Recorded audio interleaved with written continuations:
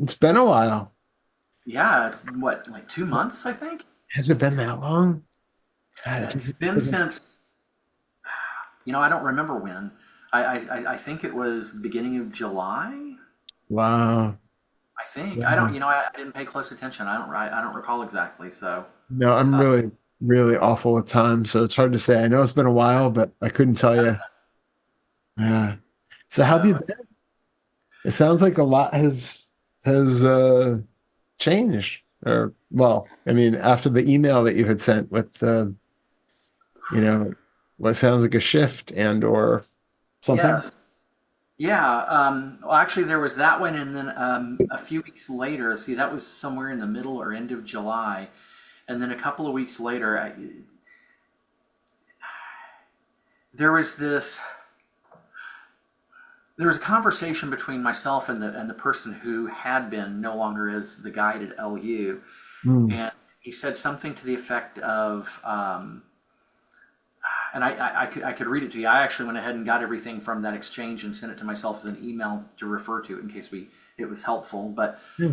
at one point, he said something about how if it's still coming up, it can still fabricate itself, and so it's still there. You haven't fully seen through self. Mm. And so, in spite of the fact that there was this experience that was really,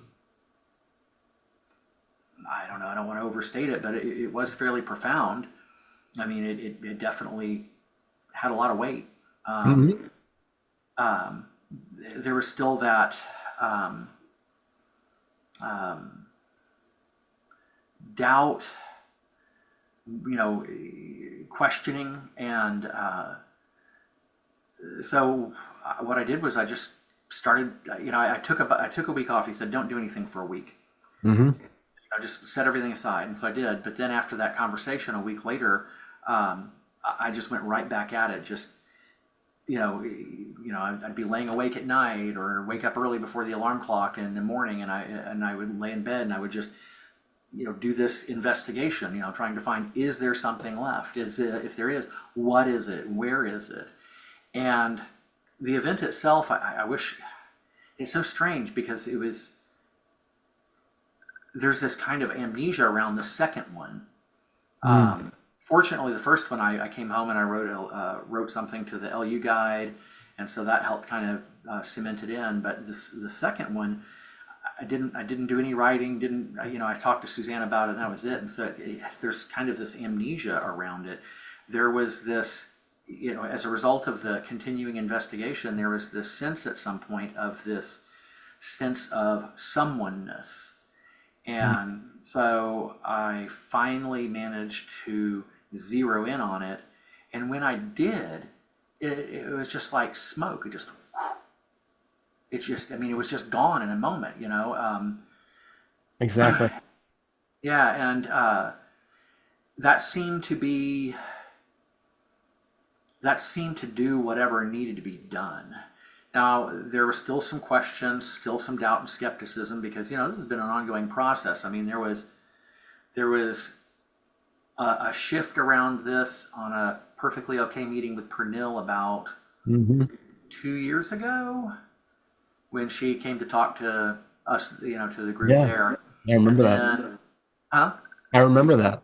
Oh, okay. I didn't know you'd seen that. Oh yeah, I think I was there actually. Oh, were you? Okay. Yeah. This, Yeah. this, this was, I think, gosh, I don't know when it was, but it's been a while, so I didn't know you guys had crossed paths yet. But at any rate, Yeah. Yeah. Yeah. then there was last July, and that was, that really moved things along. And so then we have another one this July, and then a lesser one there, and it just seems like the whole thing has been kind of like carving something out of granite. Yeah. It's just chipping away at it little by little. Yeah. But yeah, it seems like there's still some questions, there's still some uncertainty, but there's not that quality of doubt where I just have this nagging feeling that there's something I'm missing or maybe I'm wrong. that has gone. Yeah. And the reason for it is because there are a couple of things that have been pretty consistent for a while that have now changed. One is that there is what I have now. I found out that I'm not the only one who uses this expression, but for the longest time I thought this was particular to me. What I have referred to as the subtle experience or subtle ownership of experience. Mm. And it's that sense of you're looking at something, you're hearing something, and it automatically seems to imply that if you're hearing something or seeing something, there's someone seeing it, there's someone hearing it. There has to be someone seeing it, there has to be someone hearing it. Otherwise, Of and course. that's gone. That's gone. Yeah, I Amazing. mean, and I keep checking. You know, like school has started, and Yeah. Tuesday is going to school clear across town. So we drive about half an hour there, and then I drive half an hour back, and then again later that afternoon. So I've got Yeah. an hour in the car by myself, and sometimes in the mornings, she'll put on her headphones and she's listening to music, and so I'm, just thinking about these things, and I'll check, like, are you sure? And I'll check, and like, it's still gone. Great. That's And great. so after weeks of that, it has there's a sense of confidence, and then there's that, like I mentioned a few minutes ago, that sense of someoneness Mm. has disappeared. That doesn't seem to be there anymore. And along with that sense of that vague, somewhat not fully conscious sense of someone in the body that is vaguely body shaped. Yeah. Yeah. Yeah, that's gone too. Well, So all of that, I can't argue with my own experience. that's the whole thing, and that's where we are each the arbiter of and the sole arbiter of the experience. Like there's nobody outside of you who's going to be able to tell you whether you have definitively had a shift or not. It's something that is always coming to your own experience and what is here now. And it's why, it's not helpful necessarily to get even caught up in the idea that I have had a shift. It's over now. It's good. Be vigilant because I love that you're checking in. Like, sure, it's gone. Yeah. Yeah. Yeah. Don't see it. Don't see it. Because you never know, right? It's we're in territory with all of this in a way that we don't really understand how any of it works yet, right? Yeah. So if it was something that was so easily seen on, an MRI, it would be really easy to tell, like, oh, okay, this person has had a shift. This part of the brain is different now. Clearly, that's there. We're not at that point yet in understanding what is actually happening. Right. Whether it's you know, permanent, whether it's temporary, whether it's only permanent insofar as we continue to investigate and not allow the old habit patterns of thought to come back and to, take control again, because we don't really know. Is it that now part of your brain is turned off or downregulated? Is it that something else has happened that we're unaware of? Right? We don't know. And so having that openness to just say, this is the current experience and this is how we're defining a current experience, but it doesn't mean that that current experience is going to maintain permanently or that it's not. We just don't know. And so it's just being honest. And I say this maybe more to the people who are watching than just to you directly, but that instead of getting locked into those beliefs that once we have seen through something, it is just done forever and can never come back, we find with a lot of people, this stuff comes back. So it's good to keep honest about it and not just bypass anything that comes back because it's been seen once and it's done. Something can still come back in different guises. So That's interesting and good to know. yeah. Well, So, but insofar as it doesn't, this is wonderful. This is really good on him. Well, And and if it does, it's not a big deal. You just look again. It's just one of those things where you used to have a belief that there was a self, right? And now, well, then you kind of picked up the belief that there wasn't. And you operated a lot out of a belief that there was no self. And you did a lot of investigation that supported that belief, but it wasn't like, well, initially, I'm sure it wasn't like a, remarkable tangible shift. But then you've had so many experiences where there have been big shifts, like big changes of perception and changes of experience. It's hard to say whether one of those is a particular shift of a particular fetter, or I think it's again, it's confusing when we talk about glimpses versus shifts versus, the nomenclature is rather arbitrarily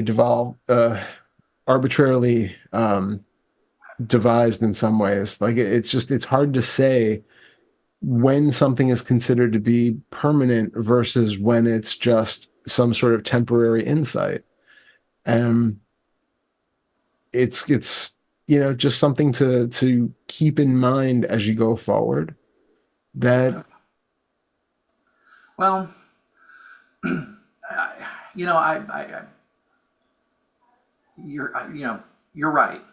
Just to be simple about it, you're right. It would be a mistake to make any assumptions about it. Um,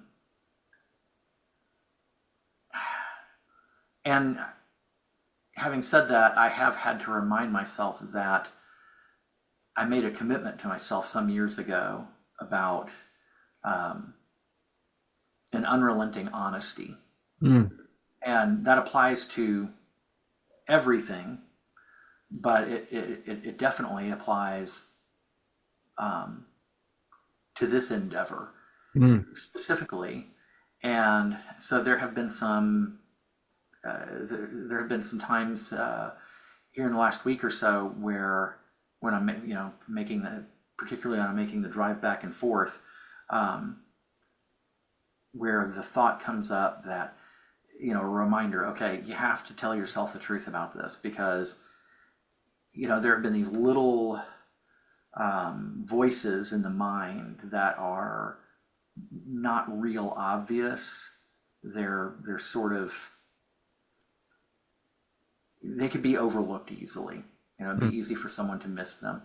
And it's not verbal, but there's a sense of these voices are saying, no, I got it, and this is mine, I want to keep it.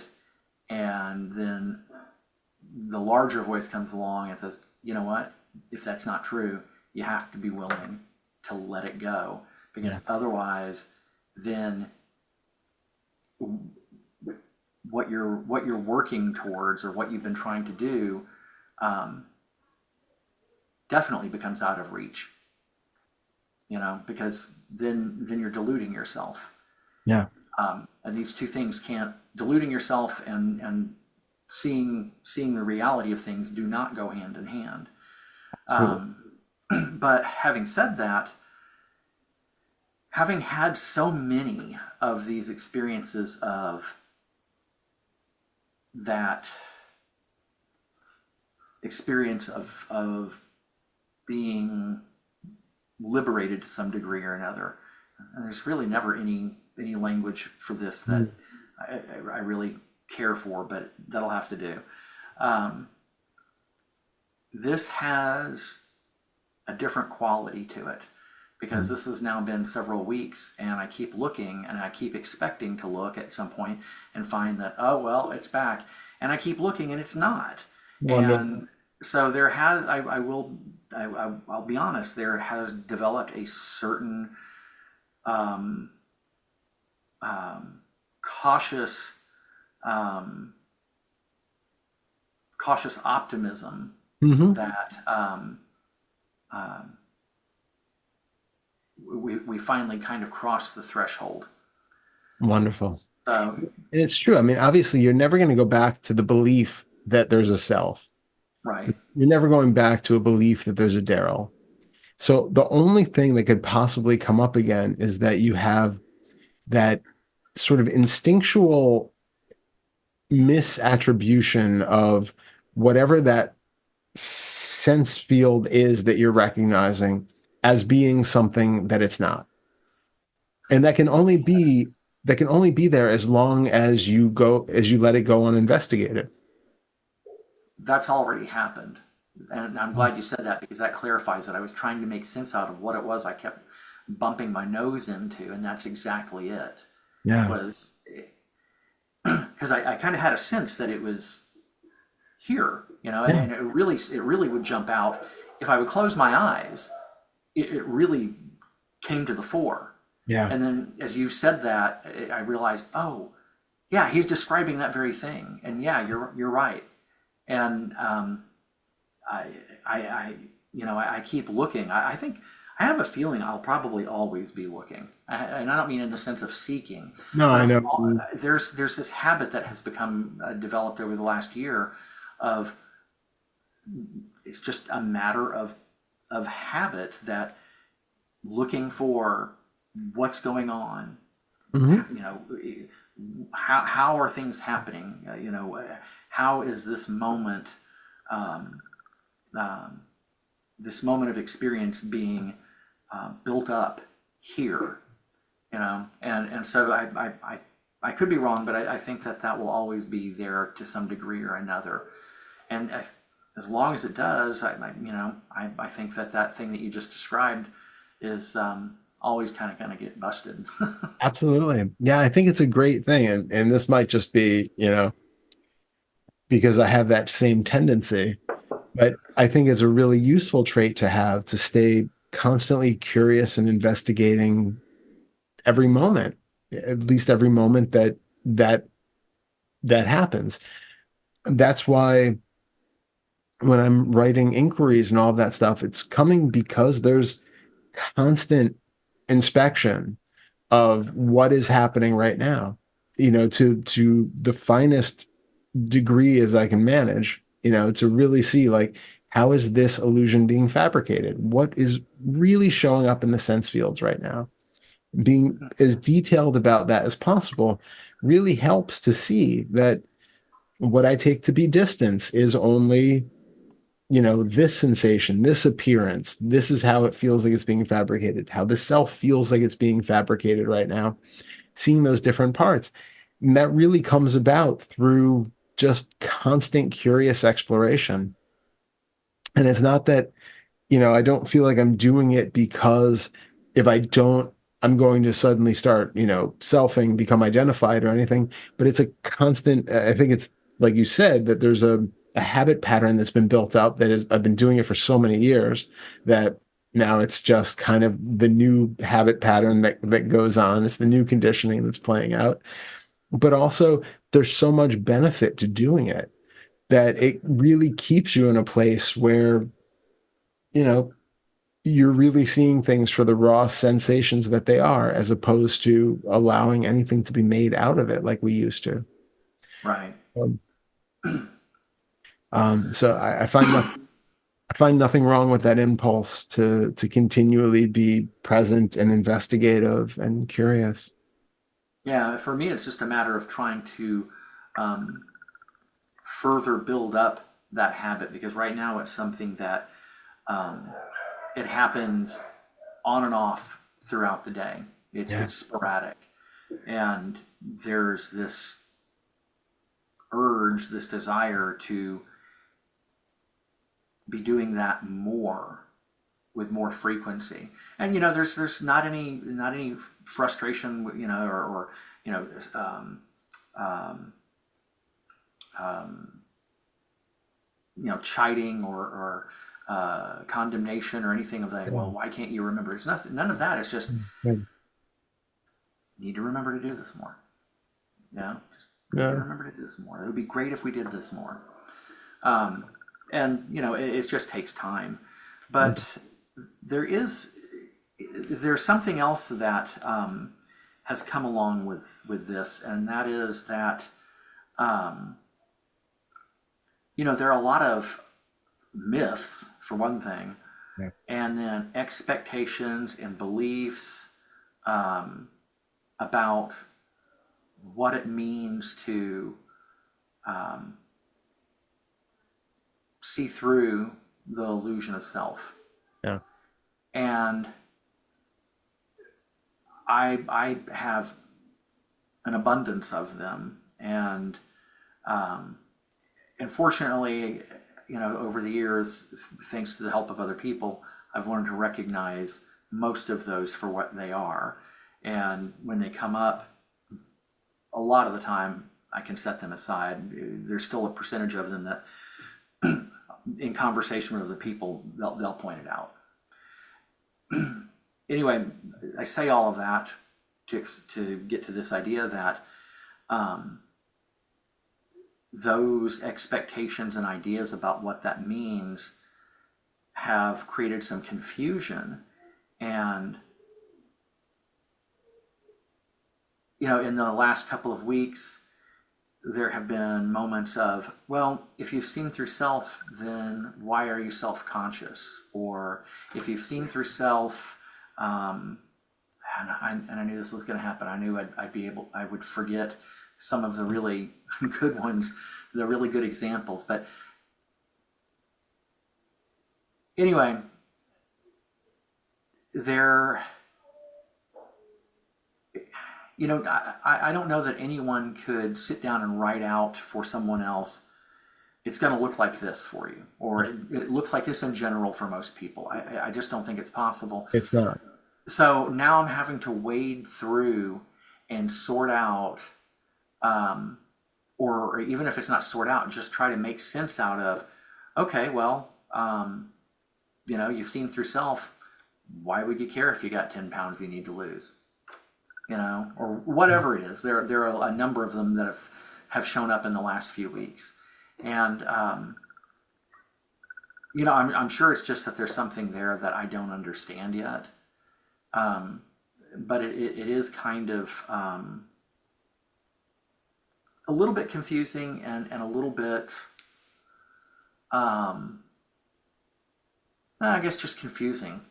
It's just a little bit confusing that that sense of someoneness has gone away, and yet there are these other things that linger around. And to turn that around, actually, there are also things that are unexpected. I really didn't. I'm trying to think of how to express this. The relationship to feeling and emotion is different, and it's not a real overt difference. Yeah. It's somewhat subtle, but it's different. And I'm finding that with no effort or intention required at all, it's totally automatic. Things that would normally have annoyed me, irritated me, aggravated me, make me want to tell somebody to quit being an idiot, have just gone away. And then it was funny because this morning, the toilet in one of our bathrooms, with nothing in it, Yeah. overflowed and water went everywhere. And I got really pissed off. And I realized that's the first time in weeks I've felt pissed off. Wow. Wow, that's really something. Yeah. It's been long enough since I got pissed off about something Yeah. that it was almost, it wasn't there, but it was almost kind of like feeling it for the first time in a way, Yeah. or kind of akin to that, because it's like I Mm. haven't felt it in a while, and now I'm feeling it, and like it really kind of, the experience was I don't even know how to put it into words. It was an interesting experience to be angry because I'd kind of lost sight of what it felt like. Yeah. Not like that was something that happened a lot to begin with, but it would happen from time to time. And Of then course. now I kind of got, for the last few weeks, it seems like I got a vacation, and it showed up this morning. Like, wow, So so that's what that's like. Boy, that's really kind of weird. yeah. Yeah. So there's a lot there to comment on. Um, First thing is yeah, regarding all of the, you know, expectations and the different viewpoints that are out there regarding things. I was actually just saying to Pernilla this morning that in one way, it's so much easier if you're like a monk in, in a monastery who is doing this practice. You have the first fetter falls, you see through it. You have one particular belief system that you are functioning in. You're told that this is going to happen. You experience it. It confirms that that has happened. And then you just move on. And it's like, okay, on to the next thing. Check, check. But it's all within a framework that is very isolated. You know what to expect as long as you are categorizing it in the terms of the system that you're in. We are in kind of a double-edged sword area here where we have so much information, which is great because everybody can find something that speaks to them in a way that works for them. Right. The problem is we have so much information and so much of it conflicts that when you have an experience, you're then comparing it to every other person that you've ever heard talk about it. Yep. And does this add up? I don't know. Is it this? But somebody says maybe it's just a glimpse, but somebody else says that it's actually Kensho. But then somebody else says that it's like there are like 15 stages, and this is like half of the first quarter stage. And this is, like people have come up with all sorts of interesting gradations and things to describe their own experiences, but none of it means that it's universal.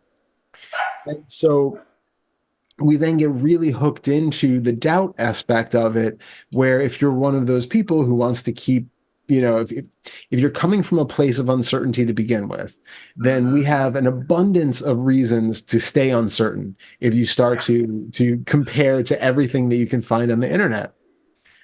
So that's where it's really important to trust your own experience.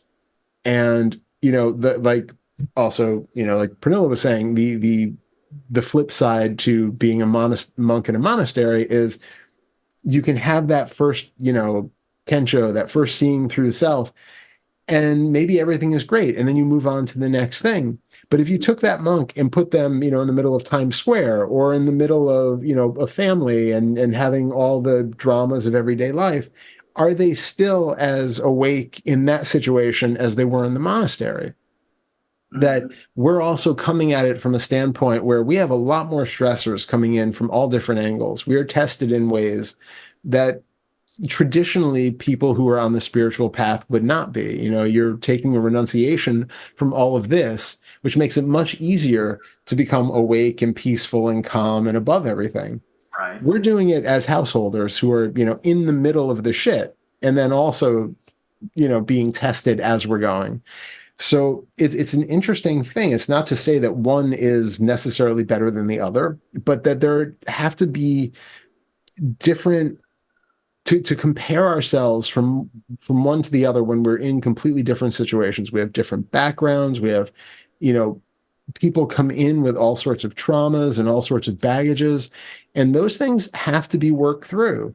We don't get to just leave all of that behind. And given your background, having had so much of the negative self stuff and the self doubt and all of that to begin with, of course, those are not completely done, apparently. That conditioning is still somewhat there. I love the fact that you're trusting yourself more. You're seeing, you're trusting your experience and saying, it doesn't feel like it's there. It feels different. You have to just go by that. But you can hear that in that there is still some aspect of that self-doubt that's at play for you to even have any hesitation at all to say, there's still that kernel that feels like it needs validation from something else, or isn't okay to just make a definitive claim that yes, there is no self, there never has been, and it is as clear as day. Right. And the fetter for in its all of its non-existence is non-existent, right? Like the fetters aren't real. It's a belief that you've had. It's a filter that you've had. It's something that has colored the experience and been taken to be something that it wasn't. And you have clearly seen multiple times that that's not the case. That the this where the self has fallen away, where you've seen clearly that the self is not there, and now you have an experience where it doesn't seem to be recongregating. The feelings that were there, the sensations that were there, don't seem to be making that illusion anymore. Right. But if there's any sort of doubt, hesitation that's holding you back, I think it's probably more based off of your, old traumatic conditioning that hasn't been fully worked through than it is so much the need of the experience to be different in some way or more powerful and undeniable in some way. Hmm. And you might be right. That's something I would have to I would Hmm. have to something that would have to be considered over time. Absolutely. Days, months, and just kind of refer back to that idea as as time goes on, and I continue to be investigating and um, doing this work. Uh, I think another angle where some of the doubt comes from is that, um, and it goes back to what I was saying a minute ago about not having a real clear set of criteria that you can refer to where you can say, Hmm. okay, this is what it looks like, and you can know by this, and you can, if these Hmm. things come up, you can understand that those are this. So, for Yep. instance, there have been several different experiences or instances where um, somebody said something to me about something I was doing or something I had done, and like, okay, I'm in the process of getting set up to be a guide at LU. Nice. I printed out some of the paperwork, the initial paperwork, Yeah. the little things they want you to read about. Here's how this works. Here's how you do it. I Yeah. guess training essentially. And um, I was sitting with Susanna at a doctor's appointment of hers this morning, and she saw me reading it. She said, "What is that?" And I let her see it, and she said, "Ah, I thought that's what it was." And then when she had that moment of recognition, there was this physical sensation in the body, kind of this upwelling that normally comes along with what people will call pride, Hmm. or when we feel good about ourselves, Hmm. and then this not fully verbal thing that showed up of look what I've done. And of course, I saw it instantly. Like, what do you mean? Look what you've done. Yeah. What do you mean? What Yeah. kind of BS is that? Look what you've done. Nobody did anything. This Yeah. just is happening. Yeah. And I'll see those kinds of things that in different contexts, but it's the basic same thing of that upwelling, that sense of pride or accomplishment, and that that idea, that not quite verbal idea, that kind of underpins it or shores it up, bolsters it, and I see it every time, and every time I'm thinking, and this goes, like I said, it goes back to what I was saying. You see through self, where in the hell is that coming from then? I mean, you'd think that that would be dead in the water, yet there it is. And this is where the question is, like, I love that you saw it as soon as it came up. Question is it more of like a biological reaction, or does it really feel like there is some, internal somebody who is being nourished by it?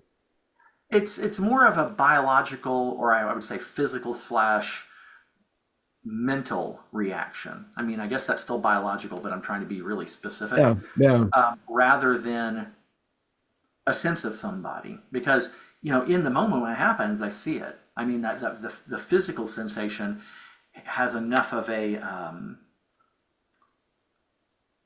it's strong enough that it's attention getting. So I mean, the minute it comes up, the mind immediately goes, "What's that?"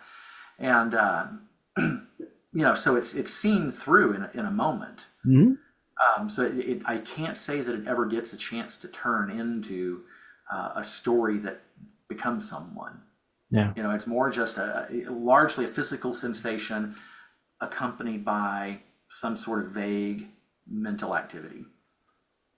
Yeah. And that I think I think that can essentially continue depending, right? There, as a biological reaction, this is part of your conditioning that you have in the past recoiled or had some sort of reaction when somebody was in some way negative towards you, and then craving validation, praise, all of that when they, and Goes right so back to what you said.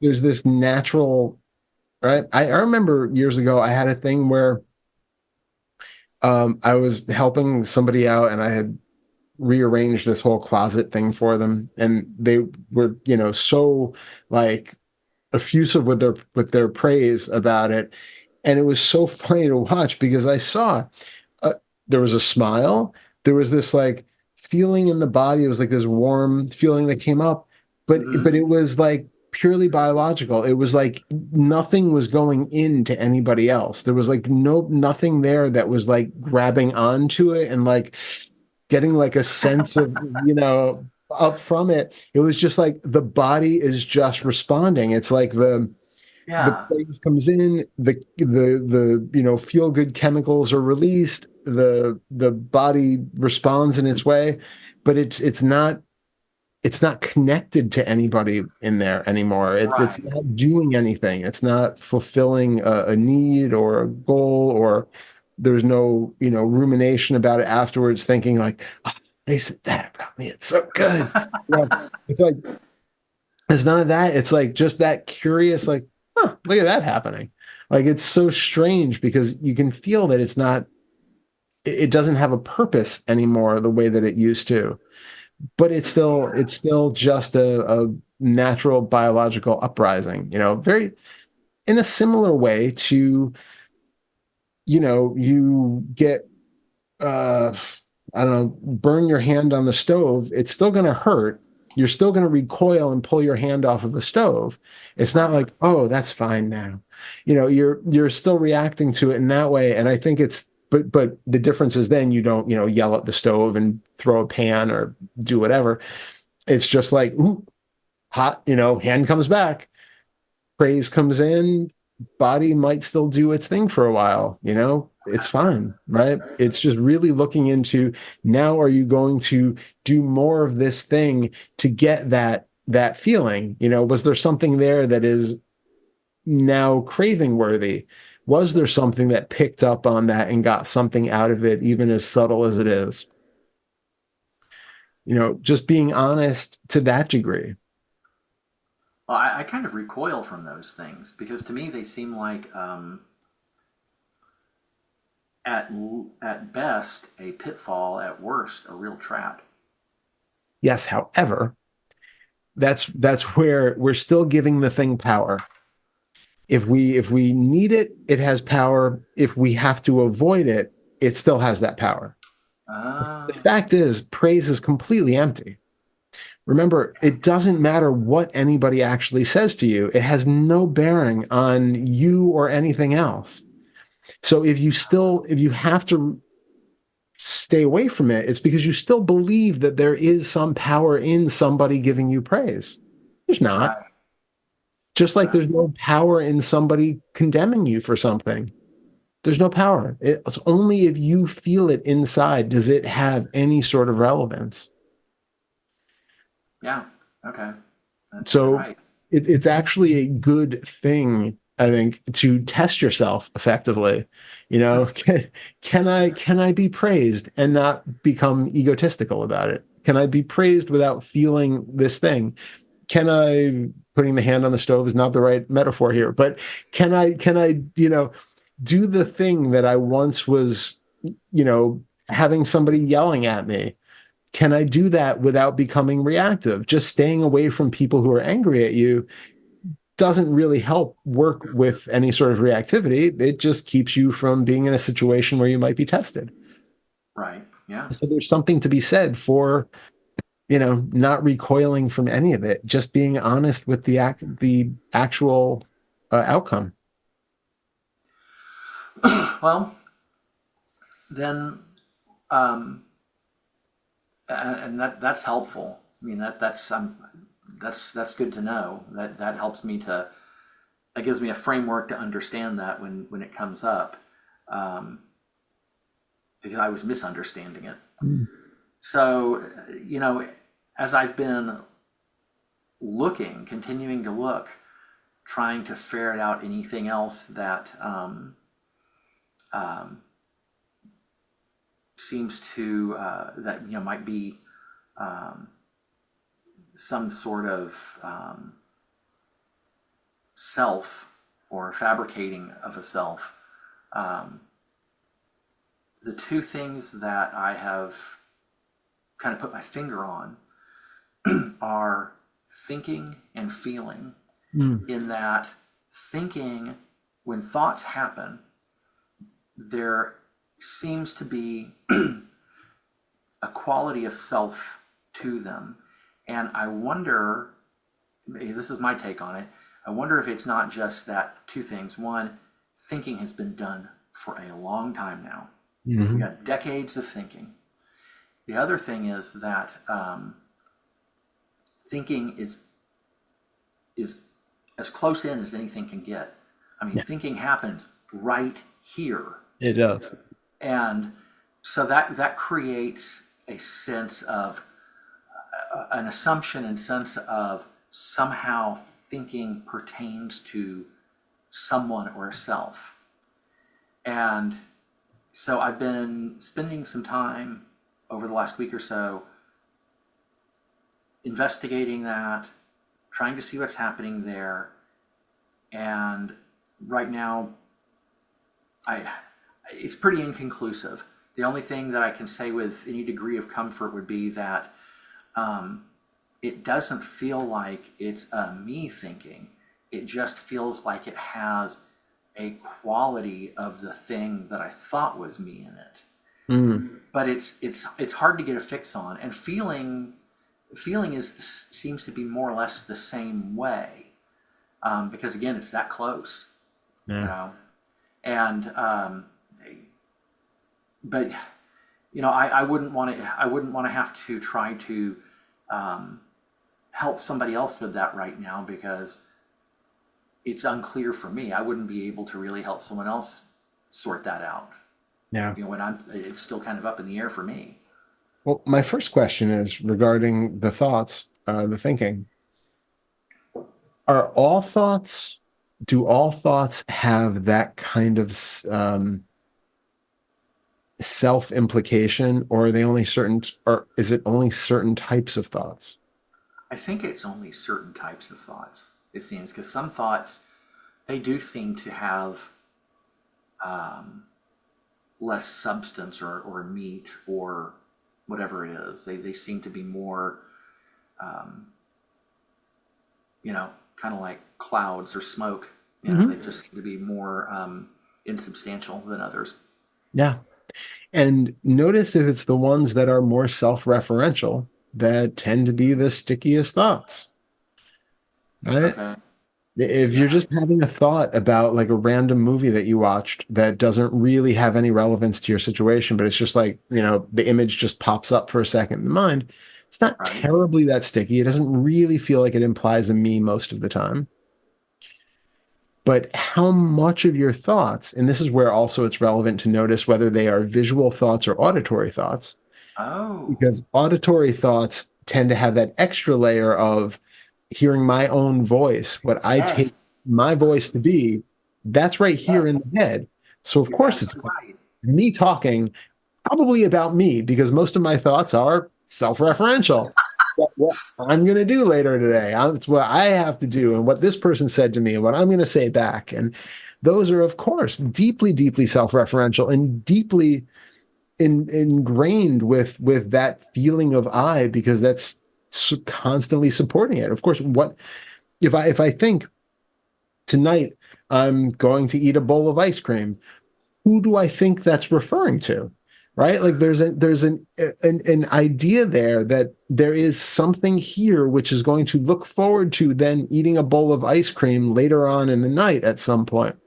So maybe the body does that, maybe it doesn't, but that the looking forward to it, the one who is supposedly the one who is going to perform this action later on, who is going to derive some satisfaction from it, that is all uh, that cloud that's being pointed to, that just in that moment of belief isn't fully seen through. It's not fully investigated, because like a thought like that gives us the gives us the motivation, or should give us the motivation, to then look at what is it exactly that I'm talking about when I am going to do something in the future, or that I feel a certain way. Like just the simple phrase, I am hungry, implies not that the body has a stomach which is empty and in need of food. It Mm-hmm. implies something in there which is aware of and feeling the sensations of hunger, and needs to do something about it in order to be better off afterwards in some way. Okay. It's a call to look into what is that ghost supposed to be that we're referring to with the language. Yeah, that's a good point. I had completely overlooked that. It's funny because I noticed I noticed to some degree what you said about the thoughts that are in my own voice, Mhm. but I didn't get as far as where you've taken it. It was just I noticed that like, huh, that's in my own voice. Well, yeah, I guess that would kind of feel like me. But it didn't. That opportunity wasn't wasn't taken fully. I Yeah, didn't make the most of that opportunity because I didn't go any further with it. yeah, yeah. Yeah, it's really the implication of, and it's a combination of things. That's what I think makes the whole self illusion so tricky, is because it's not just one thing. There's a whole bevy of different elements which are coming together to fabricate this over and over again all throughout the day. And Right. so you have the internal voice that sounds like me, because when I speak out loud, I hear this voice. And when I just think in my head, it sounds mostly like the same damn voice, right? We get so used to hearing that it tends to be that same voice, which of course, that's my voice. It's almost like if you had a ghost of Darrell, that ghost, even without a larynx and a mouth and a throat, would still sound exactly like Darrell, right? We have that idea that there is a self here which sounds like this. Mm-hmm. This body, I mean, if you do anything to this musculature, or this, the voice box or the vocal cords or anything there, it sounds like a completely different person all of a sudden.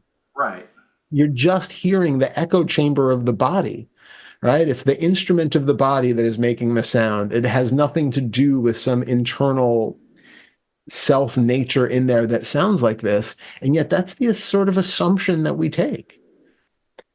That it's like, uh, yeah, it's like if a bass took itself to be, has this like identity of this big, deep, rich thing because it has this physical structure of a base. You can't, there's no like soul of a base in there that would have that outside of it. There's like it's a weird metaphor, I know, but like No, that's fine. you see what I'm going with that, right? Yeah. Like it just happens to be the music that comes out of it is just a byproduct of the instrument itself. And a Right. violin has a completely different range based on the size and the shape of the instrument. It has nothing to do with the internal being that's in there doing it. The same performer can play on 20 different instruments, and they're all going to sound completely different because the performer is, the commonality there. The instrument Right. is. In this case, there's also no performer. It's just an instrument, right? Right. The whole it's a weird tangent, but the whole point being that we have taken on that voice to be something completely other than what it means, but then compounded, right, because we hear it. So we have a self-referencing to it, that when we hear our voice on a recording or something, well, we often feel self-conscious because it doesn't sound the way that it does in our head, Yeah. but also uh there's still like an identity there. It's like I can picture, like I can place my voice right on a recording of like 100 people, you can pick your voice out because you're so familiar with it. Right. That's me. And then there's this feeling of identification with that sound that is being made. It's not you. It's a sound on a recording, right? Right. But there's an association with that. It's the same sort of thing where we have an association with our name, with the way that it's written, with the letters in it. We have these weird fixations, which is all part of that self-identity, which is an association with things, which is not at all the self, but we expand out to these things to claim ownership over things even more than just the physical sensations that I usually take to be me. Or what I think is one of the more strong aspects is the internal visual experience where we see our face, we see our body, those internal images that we're always seeing, some of us more so than others, some of us more prominently than others. When we're experiencing an emotion, we're not just feeling the physical sensations in the body, and we're not just hearing a certain voice saying something. We're not seeing just a specific, image of a sad movie or something. We're also seeing in our mind's eye a vague image of our face expressing a certain emotion. Right. We're seeing our body in a certain posture. We're constantly getting this feedback that this visual system is here, which reflects the physical body, and it ties it all together in a way that says, that is me. This is how I am looking from the outside. This is how I am expressing right now. That it's like a constant checking in of what we think we look like, what we think we're saying and expressing, and how we think we're coming across, all deeply self-referential. And it's just one more aspect of that self-illusion. And there's so damn many of these things that, of course, it's like you really have to be on that vigilance to find, is one of these things still active that is being taken to be something other than what it is. Well, two things. One is what you said reminds me of something I wanted to say to you earlier, that it became really clear to me this morning. I'm not saying anything that anyone doesn't know. And I knew this at least theoretically, intellectually before this shift occurred, which is that this isn't the end of anything. This is No. only a beginning. And one, the last couple of weeks have made it clear that the work becomes much more subtle. Mm-hmm. And the kinds of things you're saying now just remind me that not only does it become more subtle, but if anything, it requires more vigilance and more looking. Yeah. The other thing is, you're talking about that voice in the head. I thought, it might not be a bad idea to take on the practice of every time that voice in the head talks, to make sure I use the voice of the Count from Sesame Street so it doesn't sound like me. Love it. That's hilarious. That is awesome. I think I'm going to do that for a while, just to entertain myself. I'd be curious to see how that works. I have to say though, like there have been times in my life where I've listened to so much of somebody or read so much of somebody that for a short period that internal voice takes on their voice. So like I've listened to like Alan Watts for, long stretches, and then all of a sudden my inner monologue sounds like Alan Watts. Or I've had William Burroughs and Hunter Thompson, and I've had like a variety of people that I've got like really into for a while.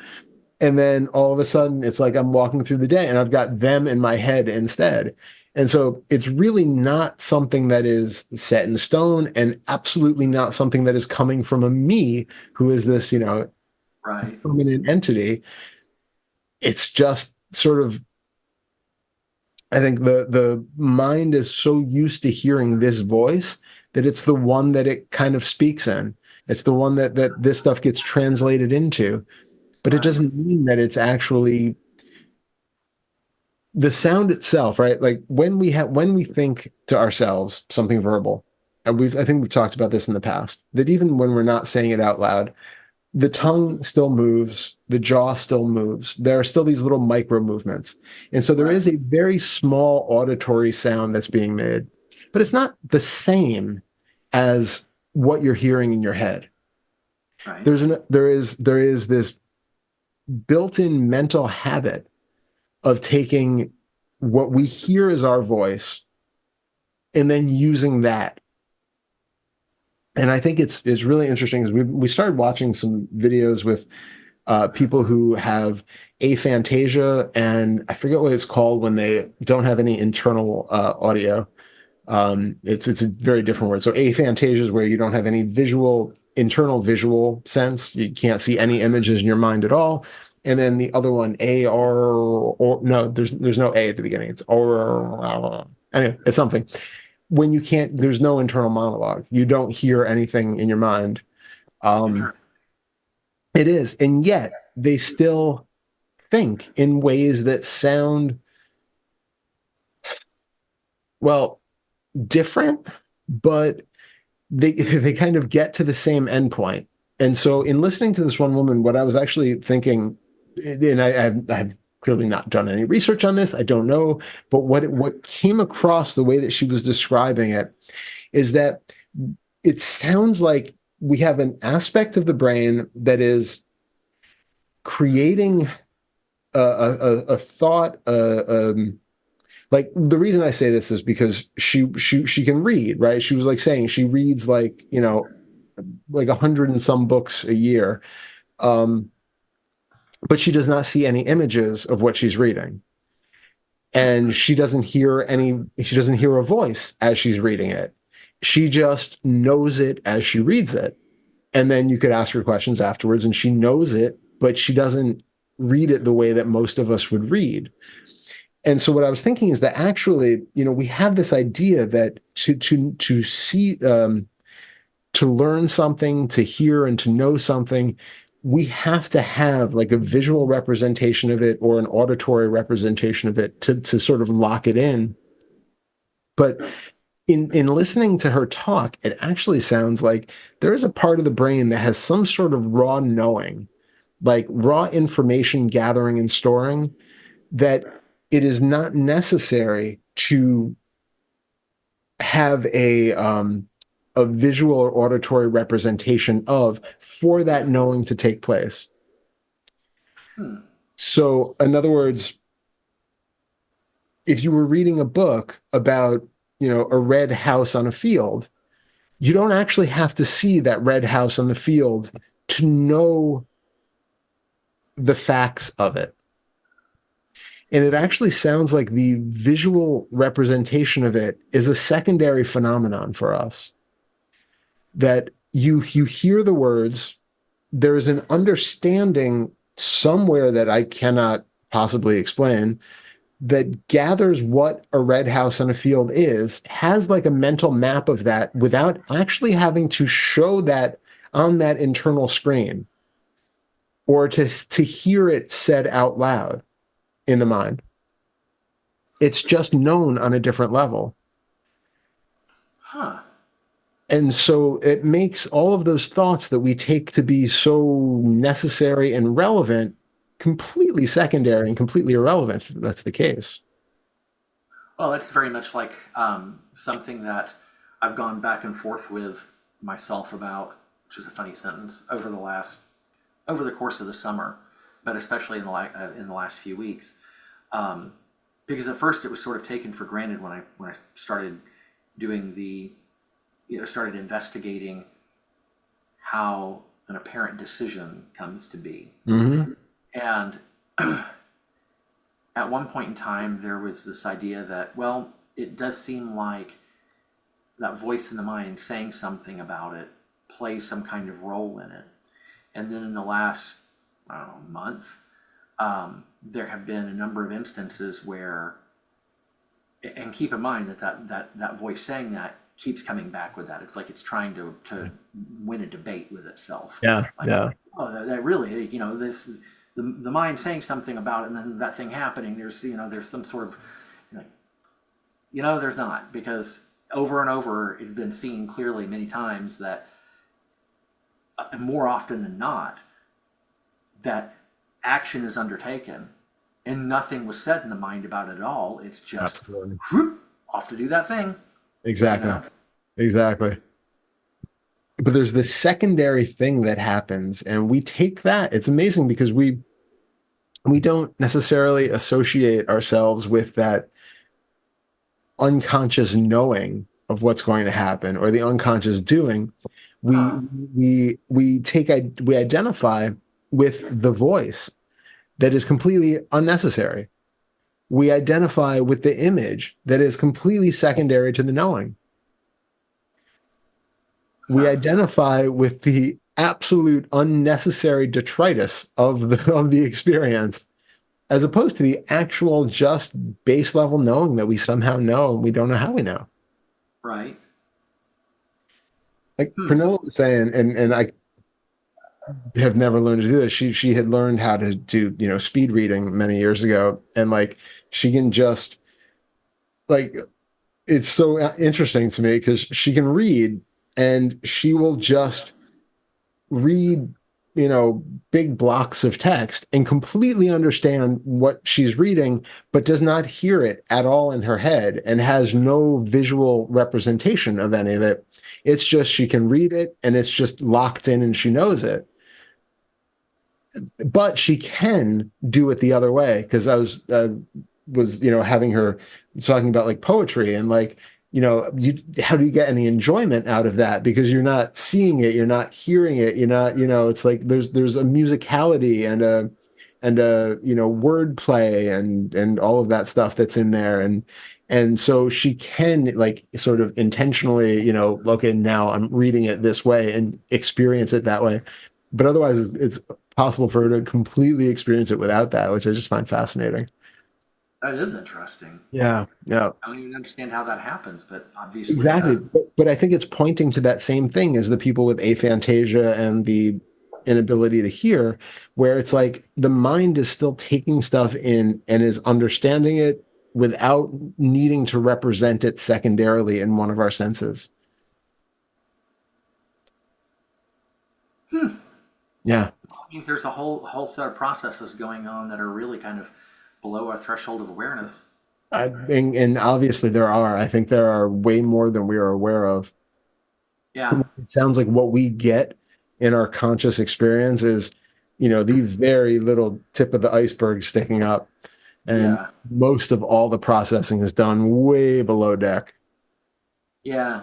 And that's something that if you spend, it seems to me anyway, this has been my experience, you spend enough time looking for who, in quotes, is making a decision, looking for when decisions are made, how they're made. Yep. It has led me to the same conclusion. There's stuff going on that's just, we just, we're not going to know. No. We're just not going to Never. know. No, it's not. It's not in our purview. We just can't do Yeah. it. It's not under our control. I mean, Yep. we might be able to influence it or affect it if we do things ahead of time and probably do those things regularly. Yeah. But in the moment, just in the moment, off the cuff, no, it's you know, It's no one's absolutely driving the car, dude. exactly. It's causes and conditions. It's Yeah, a process that is undergone, it's influences from well before you've been born, but it doesn't mean that new information doesn't continue to change it. New right, experiences are constantly retooling it. So it's taking in, it's a constant feedback of doing, seeing the response, how they match up, retooling in the future. But it doesn't mean that there's anything in there that is autonomous or has free will or has any sort of agency at all. right. Just just an autonomous happening. Yeah, that idea of the biological robot keeps coming Yeah. up. It really is. Yeah. I did want to go back to a couple things though. I had taken a Okay, couple. Um, yeah, a very small thing, and I'm assuming you probably didn't mean it the way that it came out, but I think it's always good just to not let anything go just in case. sure. When you were talking much earlier on uh, about the experience of the shift of having seen through everything, and you had said that there was I forget exactly how you mentioned it because this was like an hour and something ago. Right. Um, there was like a little like clinging on for the me to have like gotten this experience like as a thing that I didn't want to interrupt at the time, and now it's so far back that I have forgotten exactly how you said it, but it was like there was an element of that there is something for somebody to gain from having a shift. Well, without knowing exactly what it was I Yeah. said, it's going to be hard to speak to that. But Yeah. Yeah. Sorry. that's that's not really. I mean, on one hand, it seems like, yeah. I mean, there is something to be gained from it in the sense, or at least it appears to be, in the Mm. sense that it's a step towards a greater freedom. But um,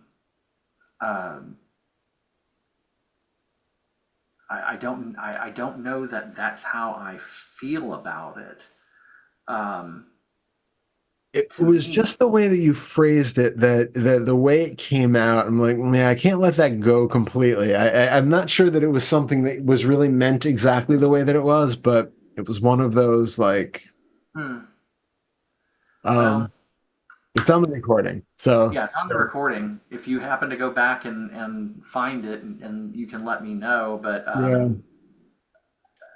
I think you'll hear it if you listen back. I think you'll hear it too. But it's just I just wanted to reinforce, and again, it's maybe more for the people watching than just for you, but okay.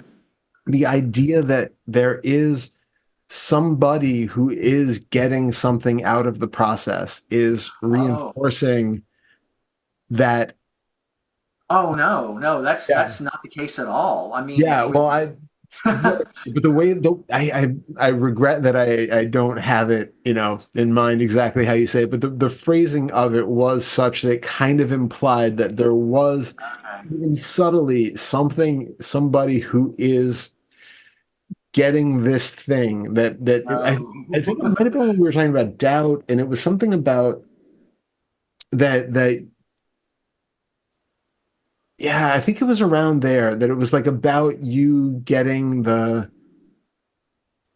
yeah, yeah, I can't remember exactly, but it was Well, now you piqued my curiosity. I'm going to see if I can find it, but I can tell you this: when I was that first that shift, that it's funny because I keep thinking about the fact that they both happened in July, a year yeah, apart. But yeah, this most recent one in July, I was driving back from seeing a friend, and it was almost an hour one way. So I've been doing, I just spent that whole hour driving out there just yeah, inquiring, you know, and then driving back the same thing. And about halfway home, it was when that moment yeah, showed up, and in that moment, I mean, I got it. I got it. I understood. There never was. There's not anyone. There never was anyone. There will never be anyone, and there certainly isn't anyone who can get anything. yeah, You amazing. know. Okay, good, good, good. Just checking. Okay. Um, the next thing was when you had mentioned about still being self-conscious, and I think we talked about it a little bit, but I'm curious.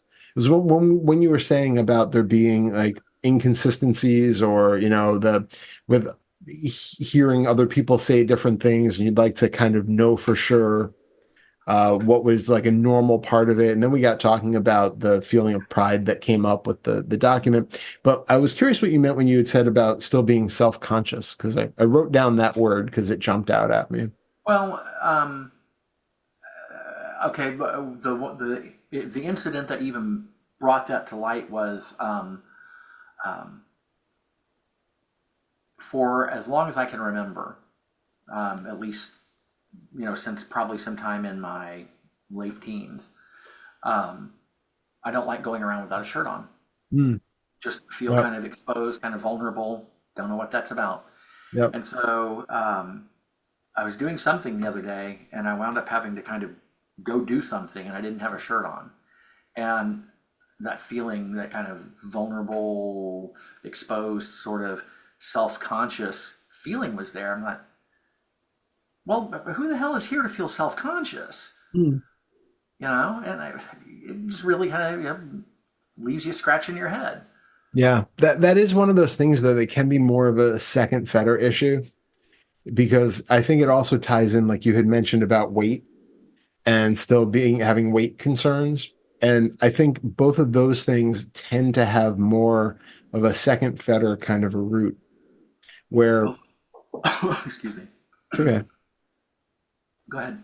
What is it that you feel like very specifically with the vulnerability, right? Taking your shirt off in front of other people. What how is that showing up in the body, first of all? That feeling of discomfort. How does it show up in the body? Huh. Kind of a feeling of wanting to back away or hide. Mm. And So keep in mind, I was gonna say wanted to point something out. yeah. Um, I used to weigh a lot more than I do now, Mhm. and now it's. I mean, we're talking about a measly 10 pounds or so. Yeah. Maybe even less than that.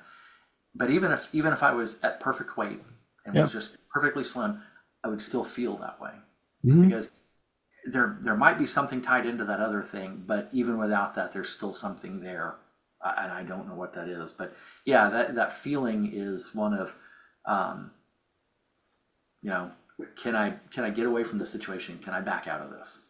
Yeah. So feeling that need for protection, that vulnerability, Hmm. have you, I mean, especially for those of us who are heavy earlier on in life, we have developed often a lot of, complexes about our weight and about um, how well, really what it boils down to is how we think other people see us, right? Right. Because I assume you're okay being without a shirt when you're alone in a room, Yeah. Yeah. Or right? even if it's just Susanna and I at night getting ready for bed, not a Yeah. problem. So that's fine. So it's really not about the vulnerability of being shirtless, which I think you probably knew. It's about how you believe you are being perceived by other people. Yeah, I think you're right. Yeah. You don't have to worry about that with Susanna. No, I don't. But strangely enough, the person involved in that situation was uh, our daughter Tuesday. Mhm. Yeah, Yeah. but of course, you have had a lot of back and forth feelings of conflict with her. So of course, there's an element of feeling unsafe in that situation anyway. Right. Good point. I hadn't thought of that. Okay. So having that, you know, I mean, that's a really well complicated one because it can be an issue where having any sort of vulnerability around her makes it your authority less, your feeling. And I know we've had issues with your authority, having the idea of you even having authority has been an Yeah. issue in the past, but Right. but but if you're already feeling like your roles of the power dynamics or the the there's no um ease or balance in that kind of role of where the authority or the power lies, and then you have effectively giving away even more of that authority or giving away that power by being even more vulnerable, right? Showing yourself without a shirt on gives you even more of that insecurity, in that relationship or in that dynamic with her. So that one is probably has a lot of specificity to it, Hmm. but I think is relevant to look at on the whole. If this is, you said this is around other people as well, and just walking out to get the mailbox, maybe you're out to get the mail. Are you okay just doing that shirtless? I would prefer not to. Yeah. I could, but I'd rather Yeah. not. Yeah. So it's really looking into though, how is it that you feel like you are being looked at or judged by other people? Wow. Because what is it that you're really afraid of them seeing? Hmm.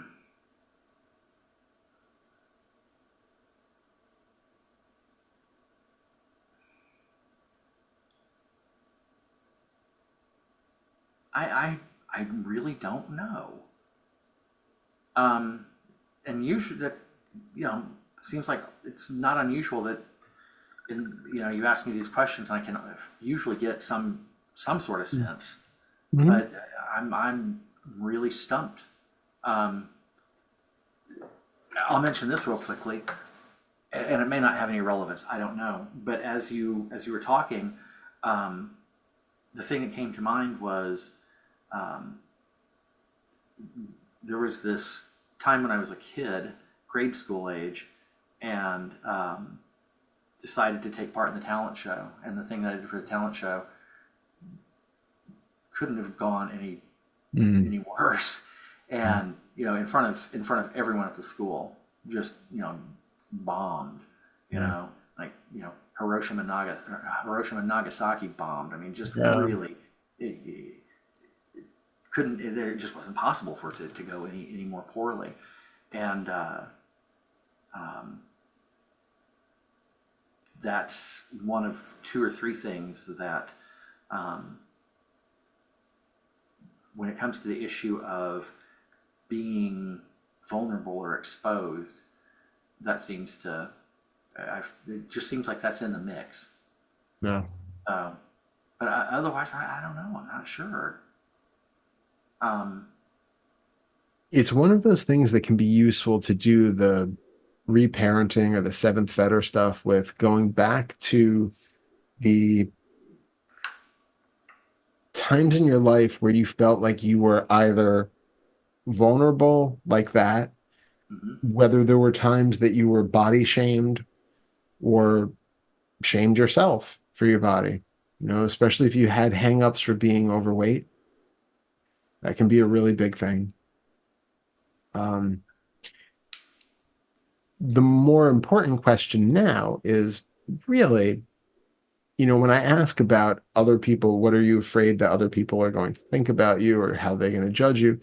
It's really more about how you are still judging you. Like determining that you are still 10 pounds too heavy is itself a judgment.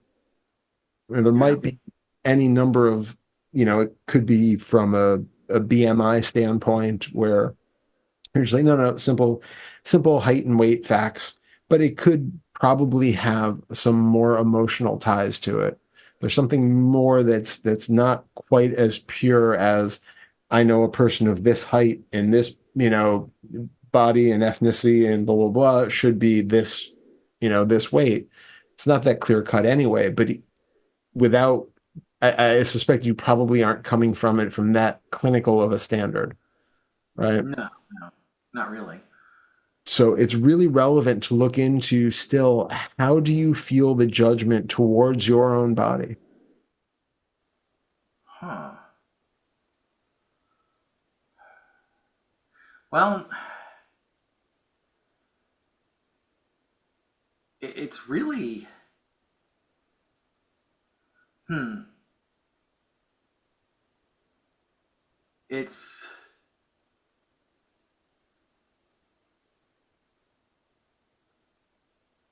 huh. I'm not sure how to answer that. I mean, it seems like it's more a concern about how what other people are thinking than what I'm thinking, because um, if I have to pass the mirror in the bedroom, say going in and out of the bathroom, um, what I see is something that uh, brings with it kind of a sense of relief, because I used to weigh what, like 35 pounds more or something, you know, um, and now that's almost completely gone. There's just a little bit of it left, and Yeah. and it's seen as like, oh, there's that. There's not any great discomfort or anything like that. Whereas it used to be like how'd you let that happen? Yeah. Which is great at that level that it's come down that much. But the thing to remember is that there are no other people in this Yeah. equation, right? You are only assuming that a person might be judgmental about you because you can harbor those same judgmental thoughts about yourself. Wow. Dang, man. That's a new one. It wouldn't even be on your radar You're if right. you didn't have that as a hang up in yourself. You're absolutely right. So that means there's something there that's not being seen. Mhm. Uh, and I don't know what that is. And this is a call for investigation to just Okay. see what is it that Huh.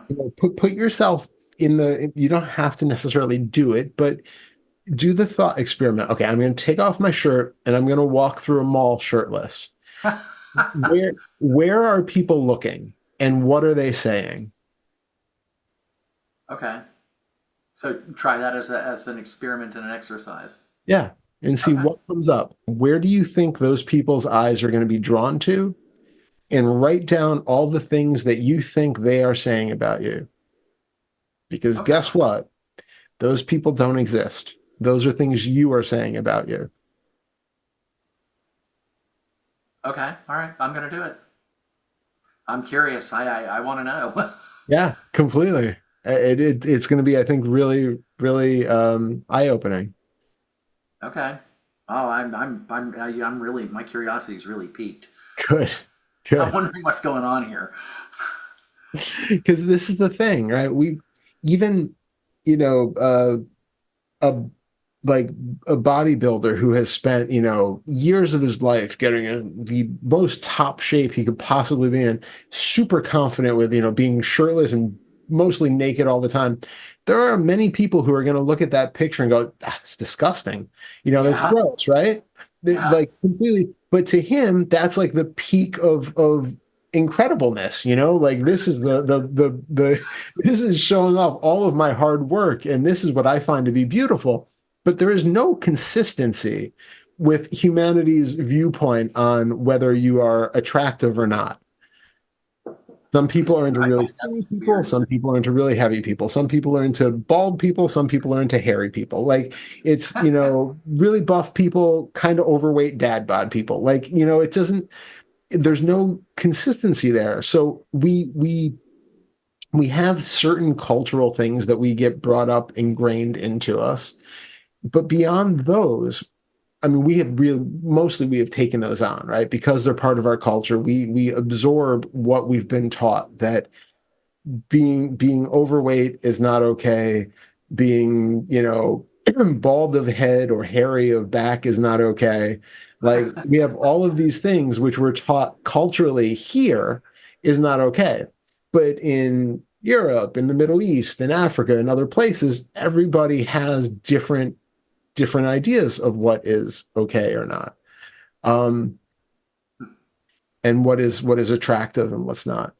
But Right. the problem is that we take that on, doesn't mean it's based off of anything, and then we don't need anybody else around us to enforce those views. We become self-reinforcing or self-enforcing. Wow. Huh. Man. So nobody ever has to body shame you because it's already happened in the past, and now you're perfectly capable of body shaming yourself. Man. Okay. That one's kind of sinking in.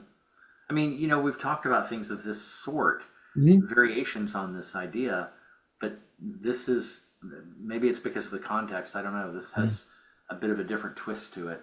Excellent. Yeah. So that should be an interesting investigation for you. Yeah.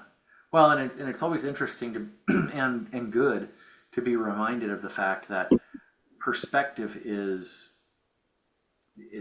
just utterly relative.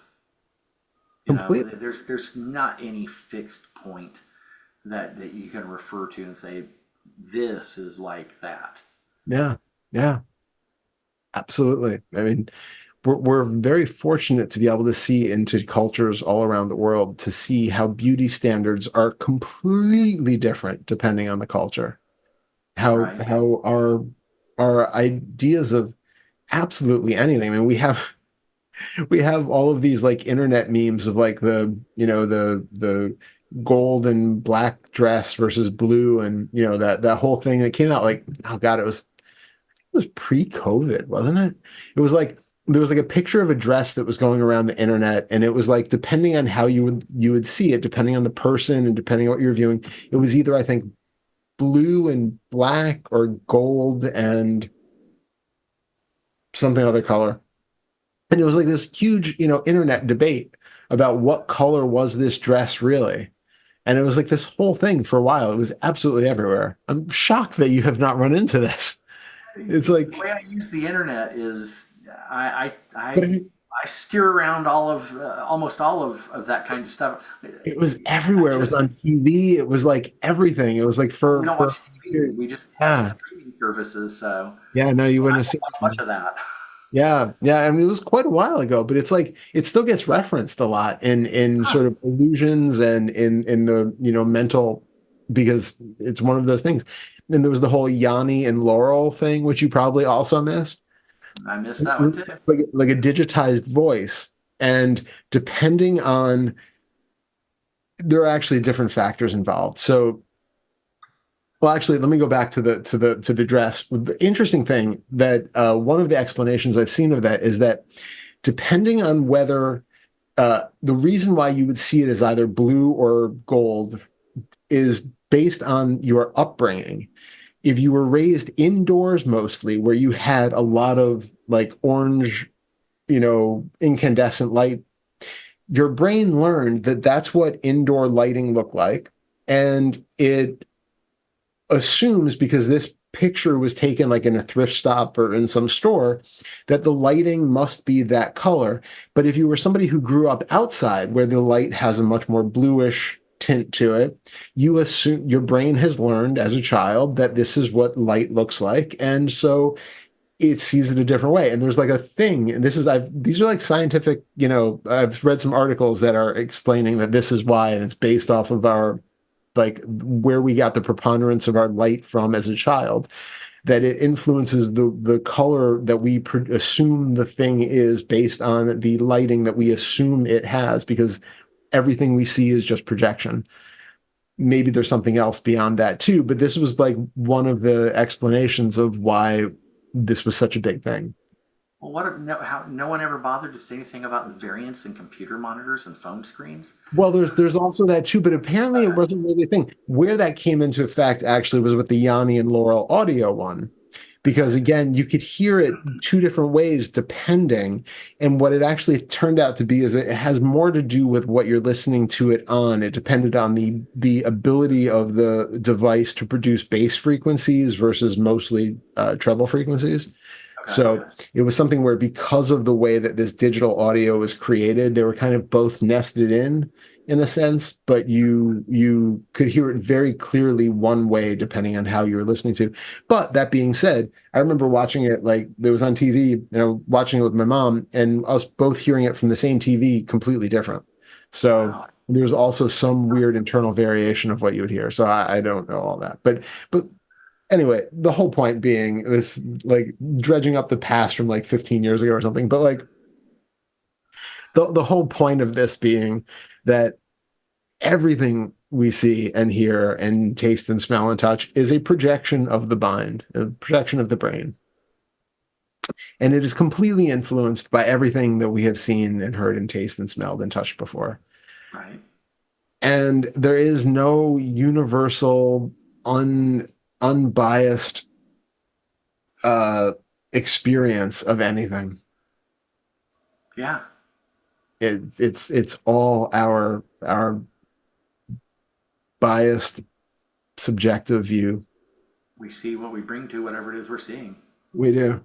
So take off your shirt, go run around the mall, everything will be fine. You can take because your clothes off when you nobody's, dance. huh?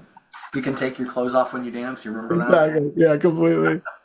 But the point is, nobody is seeing you for you, right? Nobody is actually seeing you. Even if you were running through a mall naked, nobody is seeing you as you are.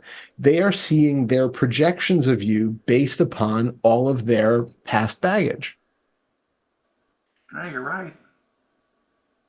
which is why we don't have to take anything that anybody says seriously in that way. Because when people criticize or praise us, it's not really about us. It's about their projections of what they think we are, they think we are. But nobody has ever seen you. They have never really gotten into what Darrell is, and they can't. I was going to say, good luck with that, because I mean that's not really to be found. Is not, but even if it was, what they take to be you, all the things that stepping back a step, we take all of these different things that we've talked about to be erroneously to be ourself, right? All the sensations, all of the internal sights and the internal voice and all that stuff. We take that to be us. Is as wrong as that is about that being a thing, it's one step even more removed when we take into consideration that other people are hearing just the voice that comes out of the mouth, just the external experience of a body moving, and then their projections on what all of that means, their assumptions of what your internal dialogue is like, their assumptions of what your thoughts and motivations and experiences are like, their thoughts about what your body is like and how it feels to be you and how you should feel about being you and how they feel about you being you and what they think it would be like to have a body like yours and how they would feel if they had your body. And it's like this endless nest of insanity because it's just projection on projection on projection on projection about something, as you said, that's not even there to begin with. It's just a matter of learning that deeply, getting that deep. Yeah, it's exactly it. There's like the conceptual understanding of it where we can start to kind of feel into it and get like a sense for it. And then there's that like click where it's just like, oh yeah, yeah.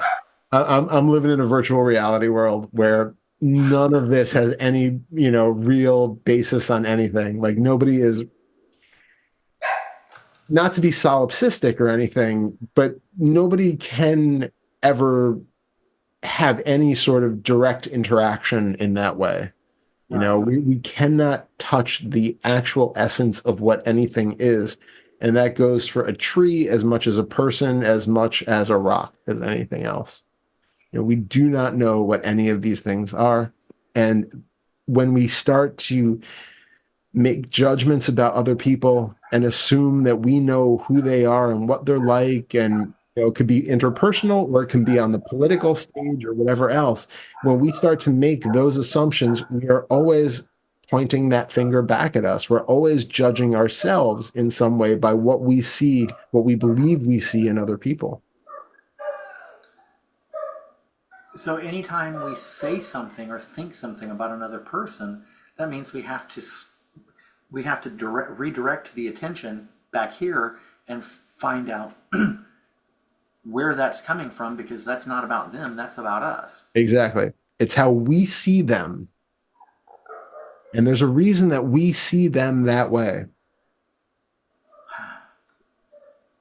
I've been having a really fun time lately on Facebook because I have family members and friends on both extremes of the political divide, Oh boy. and they post stuff constantly. And what is actually really fascinating about it, and I've been showing this stuff to Pranilla, is you can take some of these memes and things that they're posting, and they can literally be read from either side, Uh, but they take it to mean this is, see, this is what I'm saying. I'm right. And I can look at it from the opposite side and go, do you realize what you just posted? Like it is completely, it's hysterical because people are passing these things around, which are like a litmus test for just showing what you're, but there's nothing in it. Like the one that I saw somebody posted today was it's kind of funny, and it's a on its face, it's just a basic um, criticism of politicians in general. So you have a wolf standing up at a podium in front of a whole flock of sheep, and the wolf is saying, "If I get elected, I'm going to be vegetarian." And it's funny, you know, it is the sort of thing that we've been saying about politicians all the time, that they make all of these claims that they're not going to follow through with and that they're going to enrich themselves no matter what, because, right? But the person who posted this is like a, you know, MAGA Trump person. And so to them, the wolf is Kamala. And then if somebody else saw it from the, you know, a Democrat or left side, they're gonna be like, that wolf is Trump. Like it's a complete litmus test to see where you are, to see what your projection on that is. In itself, it makes no direct claims on anything, but you Right. see in it what you want to see. And there have been multiple of them that I have seen that has been like, this works both ways, and it is hysterical because they don't mean it that way. So it's fascinating. It's really, really fascinating. Um,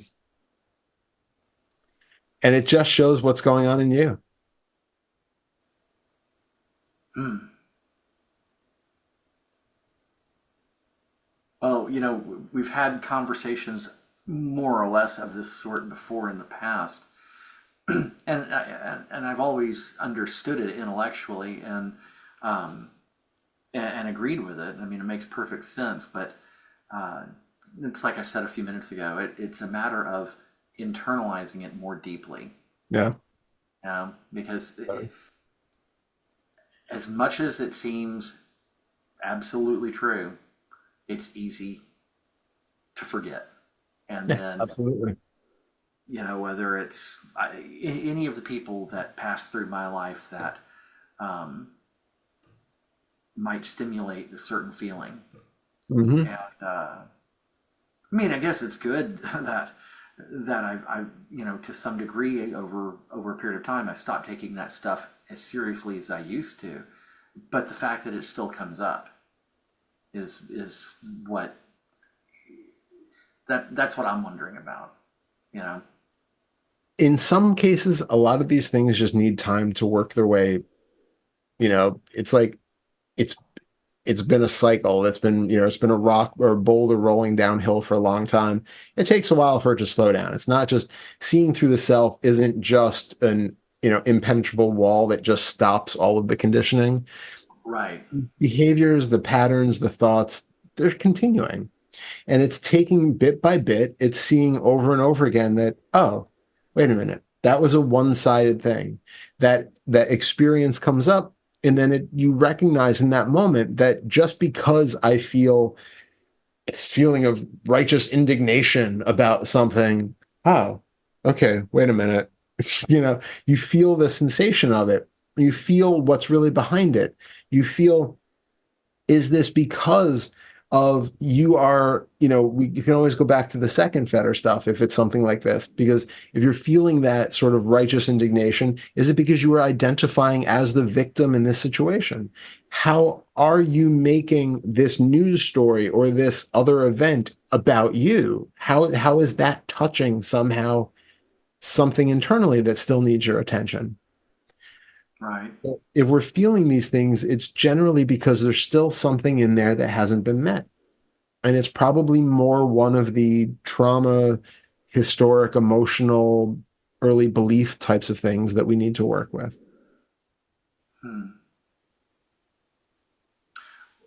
Hmm. Something about what you said. I guess there was some sense of this idea that seeing through self, really seeing through it, would shift some things. Hmm. And I was on a meeting a few weeks ago and brought it up, and Leona asked me about it. And I told her, I said, it was an astonishing non event. And I say that to communicate this. It didn't change any of the things that I thought might be changed. Mhm. And the thing that did come up, which I didn't expect to come up, was that now it seems like it's about these beliefs, Mhm. these beliefs and ideas about things that, for whatever reason, don't know how it works. It seems like that's what's happening now, is that ideas and beliefs about things are coming up and are showing themselves in peculiar ways, and those have to be looked at.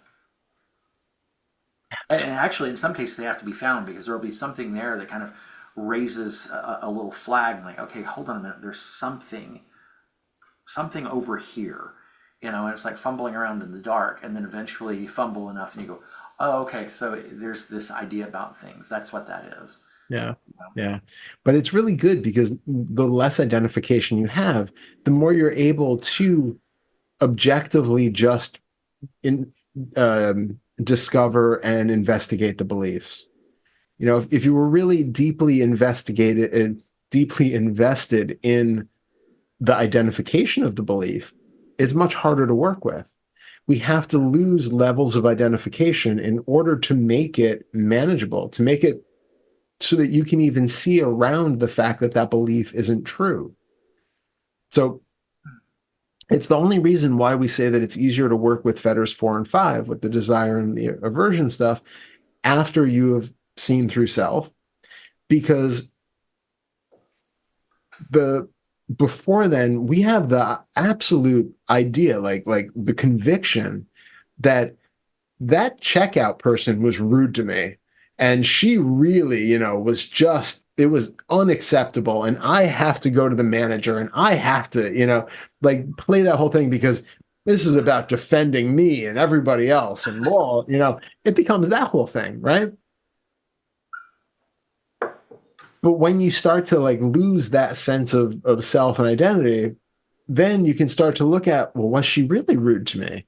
How was I rude to her? How was I, how does this affect me in some way, or how the relate to something in me in some way that points a finger to something I need to look at?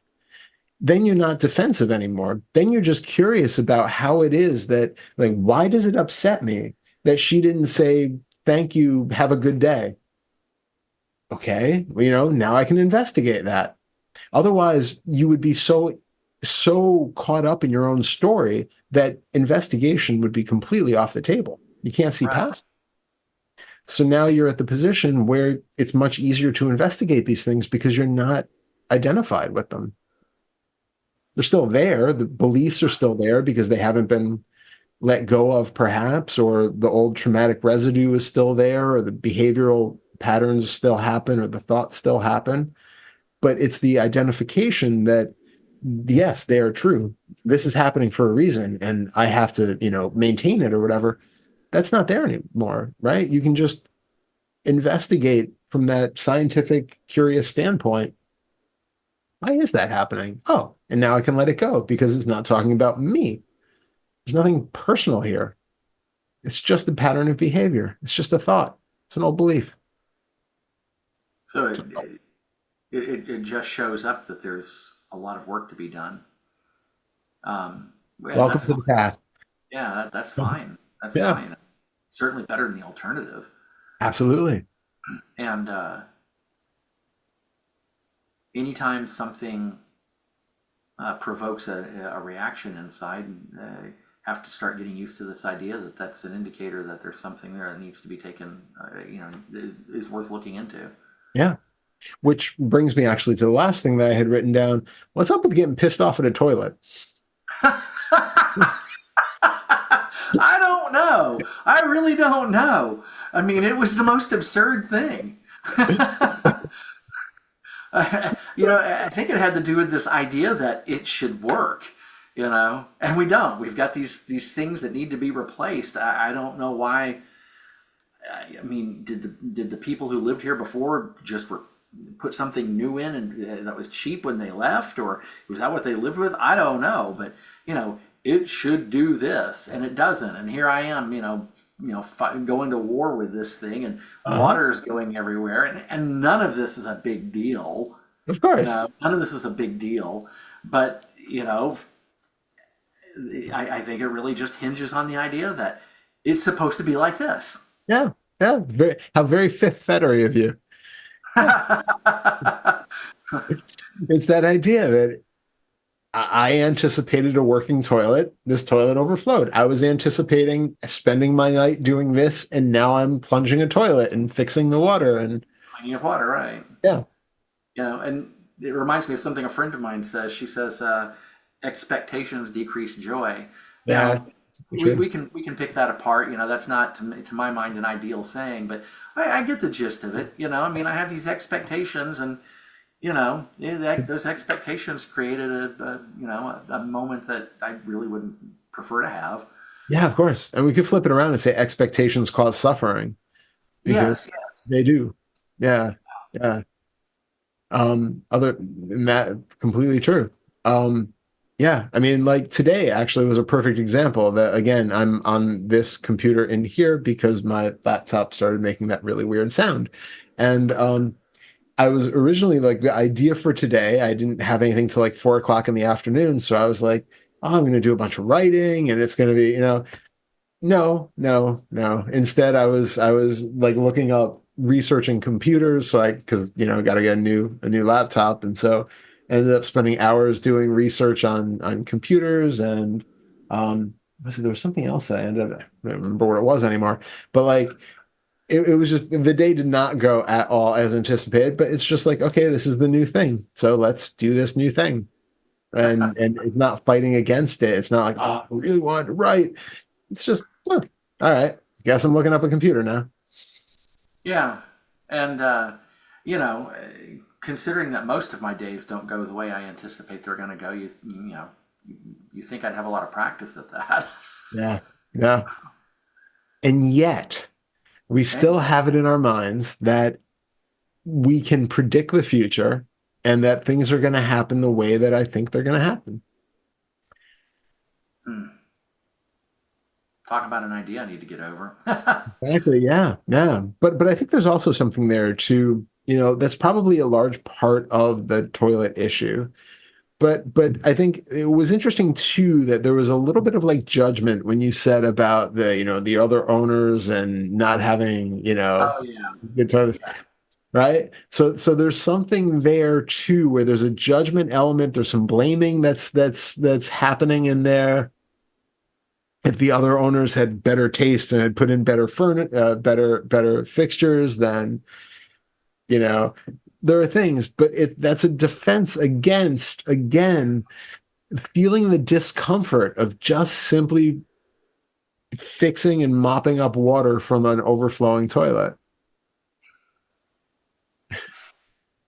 Why is it really problematic that a toilet overflows and you have to deal with it? Well, but, I mean, other than the idea of how things are supposed to go, it's not. No. It happens, it comes, it goes. I mean, that was hours ago. It's done. Yeah. Yeah. Good. But it's really one of those things to look into like in the moment, right? It was a good example or it was a good opportunity for you to see that you had been weeks without reactivity and then poof, here's one. Okay, good. Oh, Now you feel what it's like. You get to see it again, kind of fresh and new. Wonderful. It's not completely gone. You still got something there that you can look at. But it's interesting to then really dig into the raw experience of that, the raw experience of that rage over a toilet and how it feels, and if you can, using your sort of imagination memory, go back to what it was like when you heard that it was overflowing and what was happening in the body in that moment and what thoughts flashed through the mind in that moment, first thing. Mm, okay. Hmm. Because it's probably not the actual overflowing of the toilet that's an issue. It's the thoughts and associations that came up when it was first heard that it was happening. Yeah. You being pulled away from doing what you were doing, maybe something like that, and then see how that really initially affected the body. And then tracing back, whatever thoughts were the first things that pop up. You see an image of a toilet, whatever else the next associated thoughts were, feeling into the body to see what came up. Is it immediately anger? Is it a feeling of helplessness? Is it a feeling of duty that you have to do this thing, obligation? Really feeling into like what kind of emotion rose first gives you an indication of why that toilet betraying your demands on the future was such an issue for you. Okay. Well, I have some ideas already, but it's worth taking some time and spending some time with it to find out what else is lurking there. Good. Good. Hang on a minute, I want to make a note. Yeah. Um,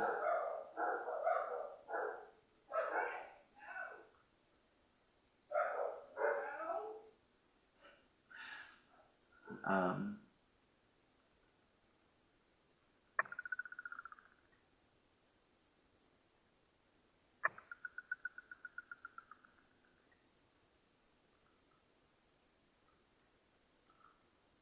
all right, made a note for myself. Nice. So, because you've given me two things to do, so Be good.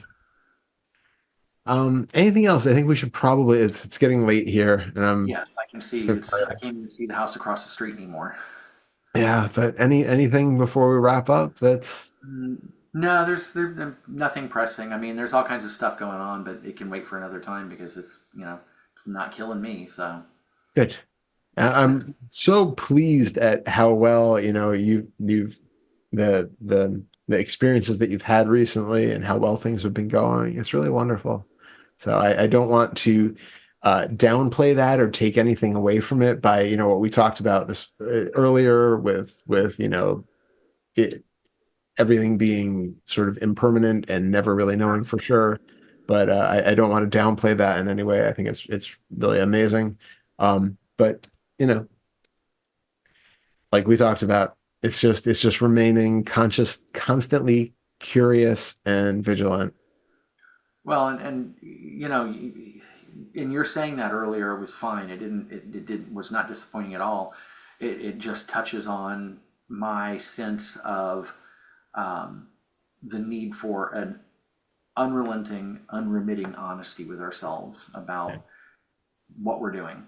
And I mean, and it touches every for me, it touches every aspect of my life. It's you know not just am I being honest with myself about this, am I being honest with with my daughter? Did I tell her Yeah. the truth? Was I honest in my dealings with so and so? I mean, it doesn't matter what it is. It's universal and it's every aspect of my life to the best of my ability. I mean, I'm not on anyone's list for sainthood, and I never will be. And it also points to kind of deeper truth that there is really no ultimate, truth or honesty of anything. It's not willfully deceiving as much as possible, and it's Yes. being as authentic as possible without some contrived extra sense on it that's pushing us one direction or another or making us say something that we don't really feel. There's that kind of thing. But ultimately, that authenticity is the best we can do. Yeah. There's really no I am speaking my absolute truth because there isn't one, Exactly. and you don't have a consistent absolute truth. Like your truth is different now than it is in 5 minutes and it is in 2 years. We when we say those kinds of things, it really implies that unified, omnipresent self that has always been here and is always going to be there. And it's just nonsense. It's Right. the truth of the moment is the best that you can do. And Well, even as your biased opinion of the moment or your experience of you the use moment. the words authentic and sincere, and I think those words really capture it best. Mm. But yeah, it wasn't a problem when you said that. I had no problem with it. I mean, it just touched on that sense. First of all, a reminder, and then the sense of commitment to that idea, because I don't want to delude myself. Mm. It's counterproductive at the very least. Absolutely. Um, so there was something else there, but at any rate, no, it was fine that you said that. I mean, because you're right. You're right. And who knows? It may go. It may tomorrow. I may wake up and find that it's all very different. I don't know. It's happened before, so it wouldn't be the first time. Yeah. Yeah. Yet, like every time there's something learned, there's some movement towards this unburdening or this liberating or however we want to describe it. It's Yeah. like you can see that there are changes. You're never really fully going back to an identified state. Things are always a little bit different. It just they kind of, they breathe. It's like, Hmm. oh, big open expansiveness. Oh, okay, contracting a bit again. But then big open expansiveness. And so it's like there's movement, there's change, but it's an undulation as opposed to just being a fixed, this is the way it is, this is the way it is, done. Right. Well, it's interesting. I'll say this is kind of the final thought, and and it worked out well because it brought that whole thing with Liberation Unleashed, at least that initial stage Yeah. of being someone trying to get to the truth of things. It brought that to its culmination and wrapped up that particular phase. But it was kind of amusing that you took some time off for the summer and just, well, like so many things, like everything, it was just, things happen. Yeah. There was not any kind of thought, there was not any kind of plan, there was nothing. It was just Mhm. you went on vacation and the attention kind of went to that for a Yeah. while. And as the Yeah. attention went to that, it developed into what it did and it worked out beautifully. So, And there's something to be said for that too, because we do talk a lot about a lot of things, and it really dilutes the amount of attention that you could put on any one thing. And there is something to be said for really taking one particular practice and just investigating and taking it to its fruition as much as possible. If it seems to be working or it seems to be a tantalizing thing for whatever reason, just going with it all the way until the end is very, very useful. And it can be a bit of a distraction going down multiple different paths at the same time and trying out all these different ends. Again, however, there's no way to give a definitive statement on anything. So the benefit of doing it the way that we work on it, where you're kind of chipping away at the whole thing from different angles, is that if if a traumatic Fetter 2 thing shows its head, you have tools to work with that. If the next day you have a fifth Fetter issue, you have tools to work with that. If the next day you feel like there's a self congregating again, you have tools to look into that. And so you have all of the tools to just make use of whatever moment is arising, however it's arising, and you can meet it and see through it. You don't really get that if you're just doing like one pointed inquiry all the time and focusing on that until you're done. Everything else kind of has to wait. And the problem is that some of those things, like the traumatic things and the some of the core beliefs and things, might actually be a hindrance to seeing through that illusion. So that's why we do work at it from multiple different angles, but it can be useful to just take a break where you are just doing one thing for a while and really seeing how deep you can get without getting distracted by too many other side roads. well, there was also this nagging feeling that I wasn't really paying attention to, that there was something left there that had been unseen, something that was not addressed. And Yeah. so it worked out perfectly. It gave me some Awesome. time to go back and just really zero in on that and kind of acknowledge that sense, that small still voice saying there's something still there. Yeah. So, And, and hey, and it turned out it was right. yeah, it's so good to honor that and to listen to it and not just I'm past that. It's fine. That's fine. Yeah, exactly. Yeah. Sixth letter, here we go. Sorry, I'm distracted by there's something going on out there. I have no idea what's going on. It's okay. We'll wrap up, but it's been really good getting back. Yeah, It's it been too has long. been, and I missed it. So Yeah. uh, Likewise. So we'll do it again now. We'll be back on our regular schedule. So this will be right. good. Okay. Well, good. Well, All right. it's been great to have this conversation. Same, same. And I'll send you a raw video of it probably tomorrow. Okay. And Yeah, just when you get to it. we'll do. All right. All right. Thank you so much. Take Have care. a great night. You too. Bye. Bye.